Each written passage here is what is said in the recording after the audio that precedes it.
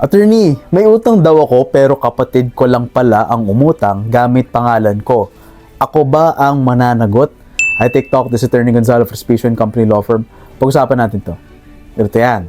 Kung ginamit ng kapatid mo ang pangalan mo para mangutang at wala kang consent o pirma sa kahit anong dokumento, hindi ka liable sa utang na yan. Sa batas, para maging valid ang utang, dapat may meeting of the minds. Ibig sabihin, pumayag ka talaga na umutang at nagkaroon ng intention to be bound. Kung wala ka namang pinirmahan o di mo naman alam na may ganong utang, wala kang obligasyon na bayaran yon. Ang dapat managot dyan ay yung mismong nangungutang. In this case, yung kapatid mo. Actually, kung ginamit yung pangalan mo na walang pahintulot, pwede pa yung pumasok sa falsification or estafa dahil gumamit siya ng identity mo para makakuha siya ng pera. So kung sinisingil ka ng pinagkautangan, sabihin mo lang ng maayos na hindi ikaw ang umutang at humingi ka ng kopya ng loan documents. Kapag napatunayan mong hindi mo pirma yon, hindi ka legally bound.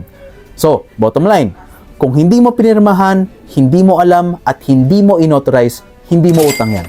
Stay informed, know your rights, and follow for more legal tips.